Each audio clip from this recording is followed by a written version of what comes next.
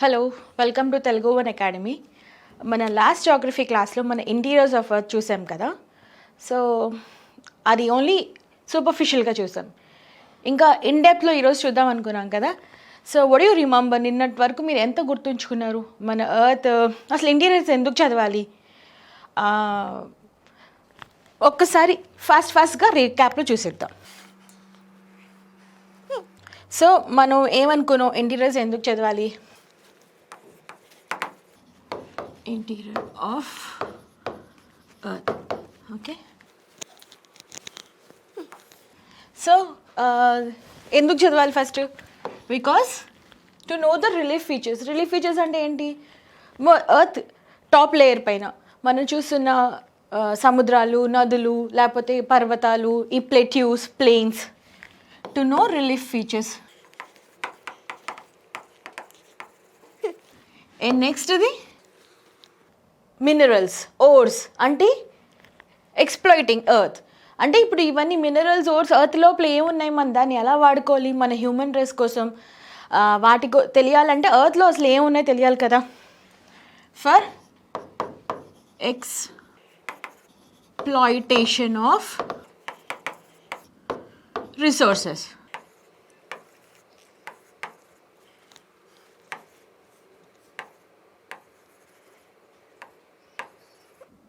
Resources. And next the third point, what does a mother earth consists of? Nature. దీనివల్ల మనకేం తెలుస్తుంది? Earth quakes అసలు ఎందుకు వస్తున్నాయి, వాల్కెనోస్, వీటి అండర్స్టాండింగ్, బెటర్ అండర్స్టాండింగ్ కోసం. ఎందుకు అండర్స్టాండ్ చేసుకోవాలి, ఎందుకు తెలుసుకోవాలి మన ఎర్త్ క్వేక్స్ గురించి, వాల్కెనోస్ గురించి? సో దట్ వాటి నుంచి కాపాడుకోవడానికి మనం ఇప్పుడు ఎర్త్ క్వేక్ ఎలా మనం డిటెక్ట్ చేస్తాం? సిసిమోగ్రాఫ్ వల్ల. సిసిమోగ్రాఫ్తో ఏం తెలుస్తుంది? ఓకే, ఈ ఫలానా ప్లేస్లో ఎర్త్ క్వేక్ వస్తుంది. సో దట్ అక్కడ ఉన్న మనుషులందరినీ అలర్ట్ చేస్తారు, ఫోర్ హ్యాండ్ అలర్ట్ చేస్తారనమాట. సో దట్ వాళ్ళు అక్కడి నుంచి సేఫ్ ప్లేసెస్లో ఏరియాలోకి మారిపోతారు. అలాగే ఈవెన్ వాల్కెనోస్ కూడా ఎరెప్ట్ అయ్యే ముందు మీరు ఫిజీ, జపాన్ ఇలాంటి ఐలాండ్స్లోని ముందే అలర్ట్ చేసి అక్కడి నుంచి ప్రజలందరినీ ఖాళీ చేస్తారు. తర్వాత దానివల్ల ఏంటవుతుంది? హ్యూమన్ లాస్, ప్రాపర్టీ లాస్ తక్కువ ఉంటుంది. సో ఇందుకోసం. సో దీని తర్వాత నెక్స్ట్ ఏం చూసాం మనం? ఈ సిసిమోగ్రాఫ్లో రకాలు. మన ఎర్త్ మనకి ఎవిడెన్సెస్ ఇచ్చిందని చెప్పుకున్నాం కదా, direct evidences and indirect evidences. Direct evidences ఏంటి అంటే ఎర్త్ లోపల ఏముందో తెలియాలంటే మనకి ఏదైనా తవ్వాలో చెయ్యాలో, ఎందుకంటే earth shell is hard, right? Moon మీద మనం చేసినంత ఇది సైంటిఫిక్ ఇన్వెస్టిగేషన్స్ మన ఎర్త్లో మన దేని మీద ఉంటామో దాని మీద చేయలేకపోతున్నాం. ఓకే, కానీ ఎర్త్ తనకి డైరెక్ట్ ఎవిడెన్సెస్ ఏంటనుకున్నాం? Only 4 kilometers of mining in South Africa. అంటే అంతకంటే ఎక్కువ డెప్త్లోకి మనం వెళ్ళలేకపోయాం. ఇంకొకటి ఏంటి? 6 kilometers oceanic drilling. And drilling ఎందుకు చేస్తాం?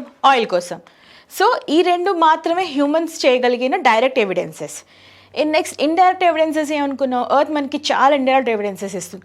ఒకటి డెన్సిటీ తెలుసుకున్నాం, తర్వాత డెన్సిటీ వల్ల టెంపరేచర్స్ తెలుసుకున్నాం, మళ్ళీను వేవ్స్, ఎర్త్ వేవ్స్, సెసిమోగ్రాఫ్ అంటే ఎర్త్ క్వేక్స్ వల్ల, తర్వాత వాల్కెనోస్ వల్ల. ఇంకొకటి ఏం చెప్పుకున్నాం ఇంట్రెస్టింగ్గా? మెటియోరైట్స్ అంటే ఇవన్నీ భూమితో సంబంధం ఉన్నది. మెటియోరైట్కి భూమితో సంబంధం ఉందా? లేదు కదా. సో ఫస్ట్ తెలుసుకుంది మనం వేవ్స్ గురించి, తర్వాత వెలాసిటీ, డెన్సిటీ, డైరెక్షన్, ఇవన్నీ తెలుసుకున్నాం కదా. ఇప్పుడు నెక్స్ట్ ఏంటంటే ఇవన్నీ స్టడీస్, ఇన్వెస్టిగేషన్ చేసిన తర్వాత మనకి ఏం అర్థమైంది? Earth consist of 3 layers, right? ఏంటి ఆ layers? Crust, mantle, core. Okay, so నిన్న మనం ఎంతవరకు తెలుసో ఈ 3 layers గురించి తెలుసుకున్నాం. దీన్ని ఏమంటారంటే this is called chemical division of earth. అంటే బేస్డ్ ఆన్ లోపల కాంపోనెంట్స్ ఏమున్నాయి, మినరల్స్ ఏమున్నాయని. సో ఎర్త్కి ఇంకొక డివిజన్ కూడా ఉంది, that is rigidity, based on rigidity. అదే మన మెకానికల్ డివిజన్. మెకానికల్ డివిజన్ అంటే ఎంత దృఢంగా ఉంది, ఎంత స్ట్రాంగ్గా ఉంది, థిక్నెస్ ఎంత. So this is called mechanical division.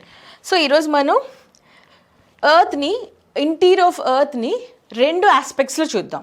ఒకటి కెమికల్ డివిజన్, ఇంకొకటి mechanical division. Interior of earth. So ఇదేంటి? Chemical division. కెమికల్ డివిజన్ అంటే ఏంటి? Based on compounds or elements present in earth. Okay, ఇది కెమికల్. ఒకటి కెమికల్ డివిజన్, ఇంకొకటి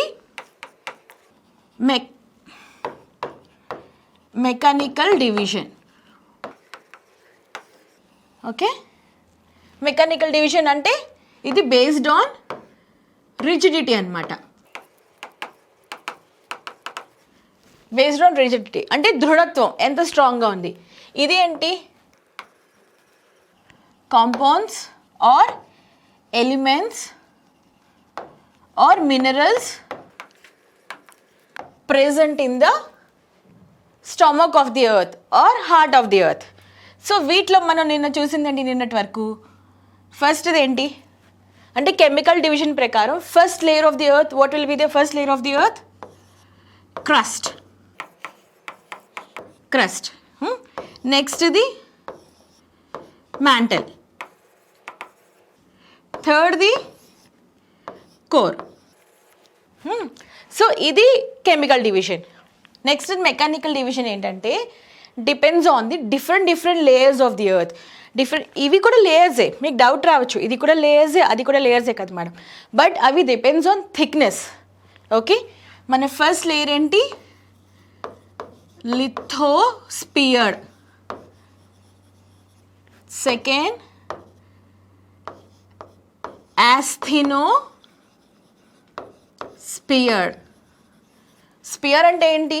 anything goal అంటే రౌండ్గా ఉండేదాన్ని ఏదైనా స్పియర్ అంటారు. లైక్ బాల్, ఎర్త్, గాజు, bangle, whatever it is round, గోల్గా ఉండేదాన్ని, రౌండ్గా ఆకారం ఉండేదాన్ని స్పియర్ అంటారు. నెక్స్ట్ ఇది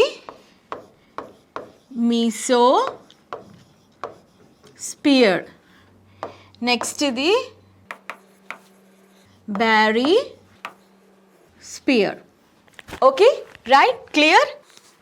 ఇక్కడ వరకు మీకు ఈ డివిజన్స్ వరకు అర్థమైంది కదా. కెమికల్ డివిజన్లో సింపుల్గా 3 లేయర్స్ గీసేసుకున్నాం. ఏంటది? Crust, mantle and core. Okay, అదే మెకానికల్ డివిజన్ దేని మీద ఆధారపడి ఉంటుంది? రిజిడిటీ. దేంతో చేస్తాం? ఎలా డివైడ్ చేసాము? ఇవి 4 లేయర్స్ కింద డివైడ్ చేసాం. Depends on the rigidity or thickness or దృఢత్వం ఆర్ బలత్వం. ఓకే, ఫస్ట్ ఏంటి? లిథోస్పియర్. ఓకే, ఇంకా ఇన్ డీటెయిల్లో చెప్తాను ముందుకి, బట్ ఇక్కడ వరకు క్లియర్. ఓకే కదా. నెక్స్ట్ది ఆస్థెనోస్పియర్, నెక్స్ట్ది మీసోస్పియర్ అండ్ లాస్ట్ది బారోస్పియర్.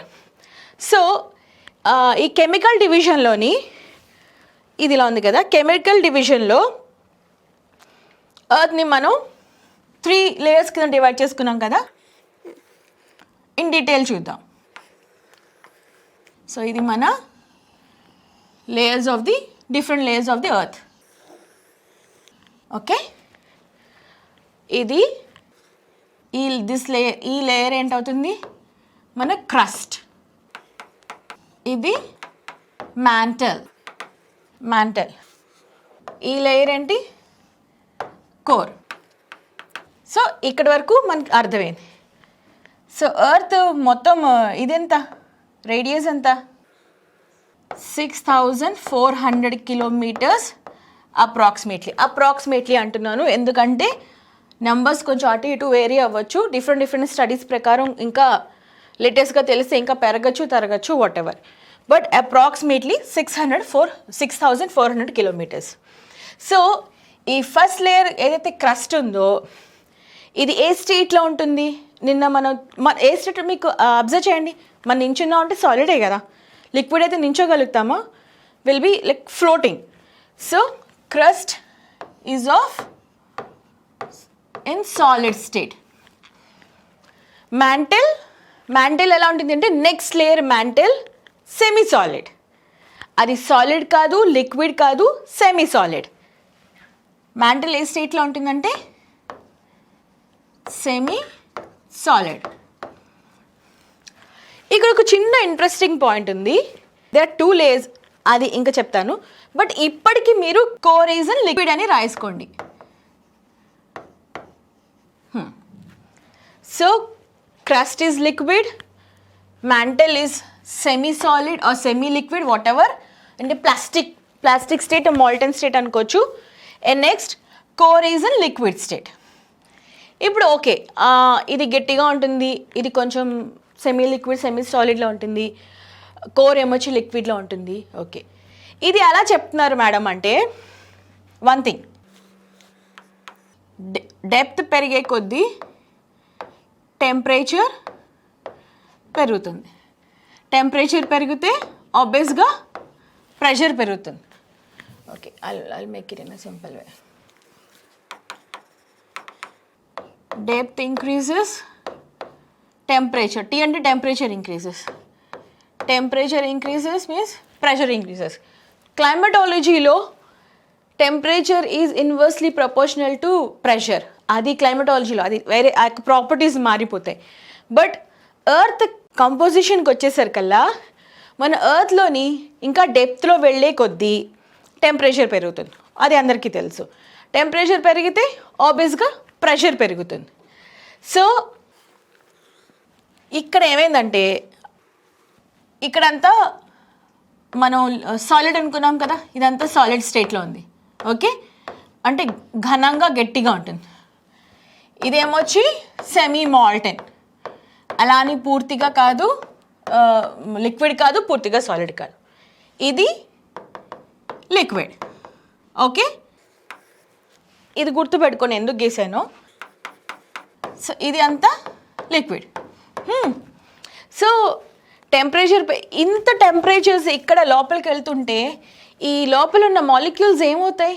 ఆబ్వియస్గా ఇంత టెంపరేచర్ పెరిగితే ప్రెషర్ పెరుగుతుంది కదా, మాలిక్యూల్స్ ఆబ్వియస్లీ కరిగిపోతాయి. కరిగిపోయి ఇక్కడ ఇంకా లిక్విడ్ స్టేట్ వస్తుంది. సో ఇది ఓకే, ఇది స్టేట్లో.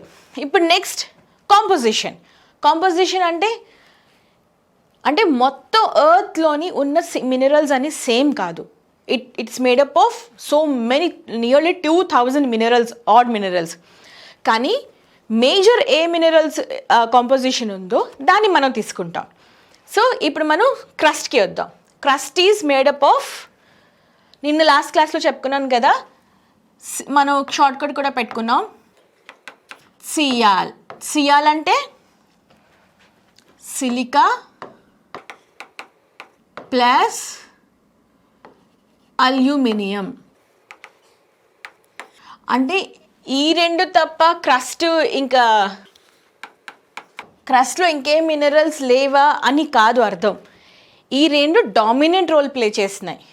చాలా ఉంటాయి, చిన్న చిన్న పోర్షన్స్లో ఉంటాయి, బట్ ఈ రెండు మాత్రం ఎక్కువ పోర్షన్స్లో క్రస్ట్లో ఉన్నాయన్నమాట.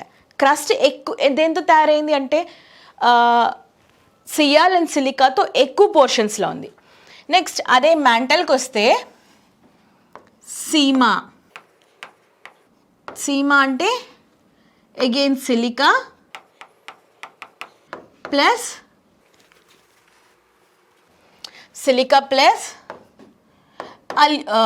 మెగ్నీషియం. సో క్రస్ట్ మ్యాంటల్ దేంతో లో ఏ ప్రాపర్టీస్, ఏ కాంపౌండ్స్, ఎలిమెంట్స్ ఉన్నాయి? సీమా అంటే silica plus magnesium. And coming back to core దేంతో తయారైంది? లాస్ట్ క్లాస్లో చెప్పాను, నిఫీ అంటే నికిల్ ప్లస్ ఐరన్.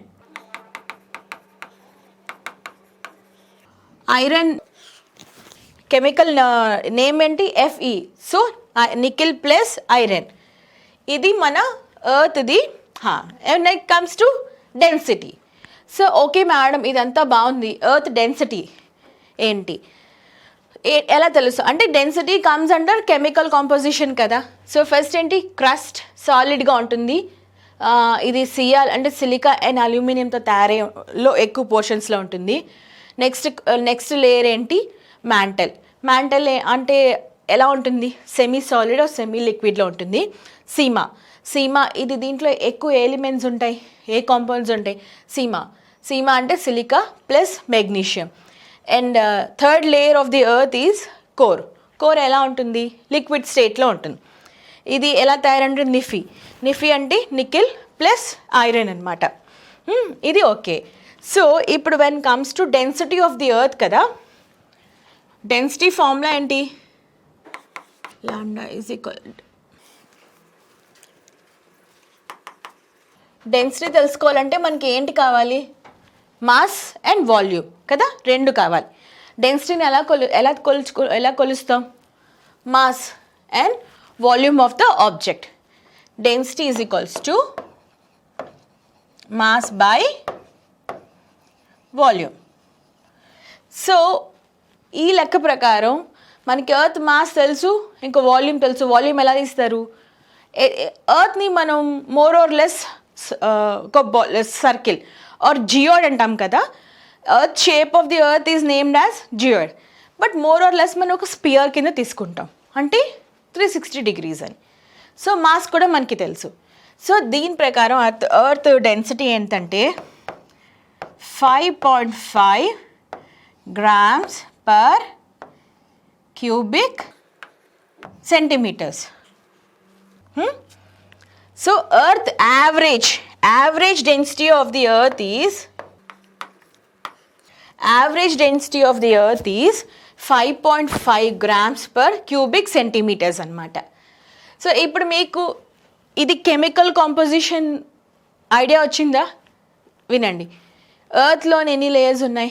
3 layers ఉన్నాయి. ఓకే, ఏంటవి? Crust, mantle and core. So ఈ క్రస్ట్ ఎలా ఉంటుంది? దాని స్టేట్ ఏంటి? అది solid. Crust is made up of sial అంటే silica and aluminium. Next is mantle ఏ స్టేట్లో ఉంటుంది? Semi liquid or molten state. అది ఎలా ఉంటుంది? Silica plus magnesium. And next third layer of the earth is core. దాన్ని మనం కోర్ అంటాం. కోర్ అంటే heart of anything is called core. So ఇది ఎలా ఉంటుంది? ఏ స్టేట్లో ఉంటుంది? Liquid state. It's made up of nife అంటే నికెల్ అండ్ ఐరన్. సో ఇప్పుడు డెన్సిటీ, ఇది ఎంత, క్రస్ట్ థిక్నెస్ ఎంత ఉంటుందంటే, thickness of the earth 8 to 55 kilometers. ఇది దిస్ 55 వేరీస్ అనమాట. 45 నుంచి 65 వరకు 8 తీసుకున్న యావరేజ్లో తీసుకుంటాం. సో 8 నుంచి మీకు కొన్ని బుక్స్లో 45 అయినా కంగారు పడద్దు, 55 అయినా కంగారు పడద్దు, 65 అయినా కంగారు పడద్దు. ఎర్త్స్ క్రస్ట్ థిక్నెస్ ఎంత లెంత్? 8 నుంచి 55 kilometers. ఇది నెక్స్ట్ది క్రస్ట్. మ్యాంటల్ 100 నుంచి 2900 kilometers. ఓకే, మ్యాంటల్ లెంత్ ఎంత? డిస్టెన్స్, ఇది థిక్నెస్ ఎంత? 100 నుంచి 2900 kilometers. ఇంకా కోర్ వస్తే 2900 నుంచి ఇదంతా అనుకున్నాం 6400 kilometers కదా డెన్సిటీ. ఇది 6400 kilometers. సో ఇక్కడ మనం కెమికల్ డివిజన్ ఆఫ్ ది ఎర్త్ని పూర్తిగా చూసాం. కెమికల్ డివిజన్స్ అంటే ఏంటి? ఎన్ని లేయర్స్ కింద డివైడ్ అయింది, కాంపోజిషన్ ఏంటి, state of that layer and made up of what element, ఇది chemical and distance, chemical composition.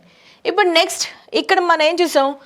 Average density of the earth is 5.5 grams per cubic centimeters కదా. ఇప్పుడు ప్రతి లేయర్కి ఎంతో కొంత డెన్సిటీ ఉంటుంది కదా, యావరేజ్ డెన్సిటీ. సో ఇప్పుడు అది చూద్దాం. క్రస్ట్ డెన్సిటీ ఎంత?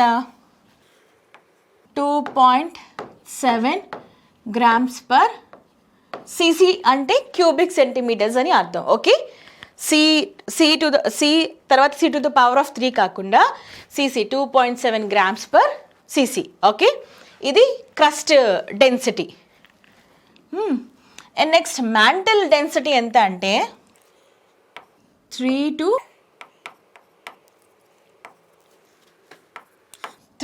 8 grams per cc. Okay, 3 to 8 grams per cc. అదే నెక్స్ట్ కోర్ డెన్సిటీ ఎంత 9 to 12 grams per cc. So ఇది మన chemical composition of the earth. ఇది మనం ఒక టేబులర్ ఫామ్లో చూసుకుందాం. ఒక టేబులర్ ఫామ్లో చూసుకుంటే మనకి అది ఇంకొంచెం బెటర్ అండర్స్టాండింగ్ ఉంటుంది. కెమికల్ డివిజన్ అన్నమాట. ఓకే, మనకి ఎన్ని ఉన్నాయి? 3 ఉన్నాయి కదా. Crust, mantle and core. Okay, so ఈ టాపిక్స్ మీరు కొంచెం క్లియర్గా శ్రద్ధగా వింటే, ఎందుకంటే ఎక్కువ క్వశ్చన్స్ వచ్చేవి అండ్ కన్ఫ్యూజింగ్వి ఈ టాపిక్స్లోంచి అనమాట. సో దీని స్టేట్ ఇక్కడేం రాద్దాం, స్టేట్ తర్వాత కాంపౌండ్ ఆర్ ఎలిమెంట్స్, తర్వాత డెన్సిటీ, తర్వాత thickness kilometres. Okay, crust state ఏమనుకున్నావు, ఏంటనుకున్నావు? సాలిడ్. ఓకే, క్రస్ట్ ఎలా ఉంటుంది? సాలిడ్ స్టేట్లో ఉంటుంది. క్రస్ట్ ఏ కాంపౌండ్స్తో తయారై ఉంటుంది? మన ఇందాకలా ఒక షార్ట్ ఫామ్ అనుకున్నాం కదా, సియాల్. ఇప్పుడు ఏదైనా షార్ట్ కట్స్ పెట్టుకోండి. ఇది మ్యాంటల్ అంటే సీమా కదా, సీమా అక్క ఆర్ సియాల్, ఏదో సమ్ యాక్రోనిమ్స్, జార్గన్, స్నిఫీ అలాగా. సియాల్.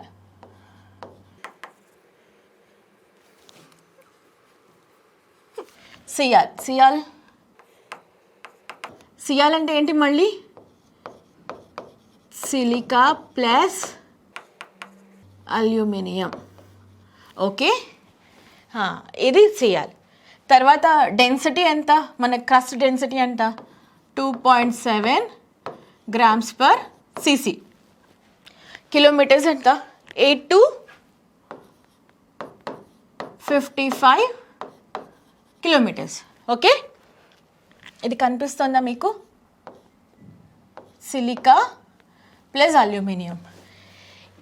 క్రస్ట్ అంటే ఈ రెండు క్రస్ట్ లాస్ట్ క్లాస్లో మీకు చెప్పాను. Crust is made up of 2. అవి ఏంటది? క్రస్ట్లో మనకి 2 డివిజన్స్ ఉన్నాయి. ఒకటి కాంటినెంటల్, ఇంకొకటి ఓషియానిక్. ఏంటది? ఆ క్లాస్లో మీకు ఎక్స్ప్లెయిన్ చేశాను కూడా. మీ ఇంటి పక్కనే ఒక చెరువు ఉంది, అది సేమ్ లెవెల్లో ఉంటే చెరువులో క్రస్ట్ థిక్నెస్ ఎంత ఉంటుంది, మీ ఇంట్లో క్రస్ట్ థిక్నెస్ ఎంత ఉంటుంది. సో అలాగా ఈ క్రస్ట్ అంటే ఇక్కడ 2 వస్తాయి అన్నమాట, కాంటినెంటల్ ప్లస్ ఓషియానిక్. ఓకే, ఇది. So continental crust, oceanic crust 2 కలిపితేనే క్రస్ట్ అవుతుంది. ఇది డెన్సిటీ ఎంత మన ఎర్త్ క్రస్ట్ది? 2.7 grams per cubic centimeters. 8 to 55 kilometers.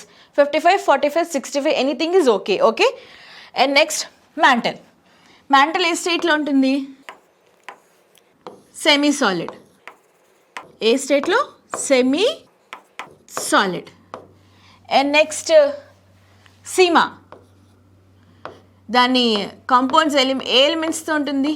Seema అంటే సిలికా ప్లస్ ఎంఏ అంటే magnesium.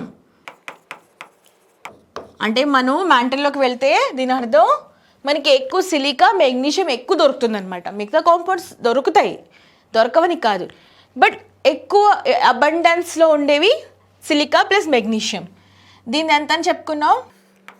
3 to 8 grams per cc. Density ఎంత? 3 to 8 grams క్యూబిక్ సెంటీమీటర్స్ అనమాట. దీని మన మ్యాంటల్ థిక్నెస్ ఎంత? 100 to 2900 కిలోమీటర్స్. అంటే 100 కిలోమీటర్ల నుంచి 2900 కిలోమీటర్ల వరకు మనకి ఏంటుంటుంది? మ్యాంటలే ఉంటుంది. మ్యాంటల్ ఎలా ఉంటుంది? Liquid, semi liquid or semi సాలిడ్లో ఉంటుంది. అలానే గట్టిగా ఉండదు, అలానే పలచగా ఉండదు. దీంట్లో కాంపౌండ్స్ ఏంటి? సీమా అంటే సిలికా అండ్ మెగ్నీషియం. సో దీని డెన్సిటీ ఎంత మ్యాంటల్ది? 3 to 8 grams per cubic centimeters. దాని ఎంత థిక్నెస్? కిలోమీటర్స్ ఎంత? 100 నుంచి 2900 కిలోమీటర్స్ దాని thickness. Now come to core. Core ఎలా ఉంటుంది? లిక్విడ్. ఎగ్జాక్ట్లీ. మీరు లాస్ట్ క్లాస్లో heart of the core is solid అని చెప్పాను. ఇప్పుడు ఏంటి మేడం లిక్విడ్ చెప్తున్నారు అని అనుకోవచ్చు. చిన్న ఎగ్జాంపుల్ షో యూ స్మాల్. కోర్లో మన ఎంత టెంపరేచర్స్ ఉంటాయి అనుకున్నాం? ఎన్ని డిగ్రీస్ సెల్సియస్?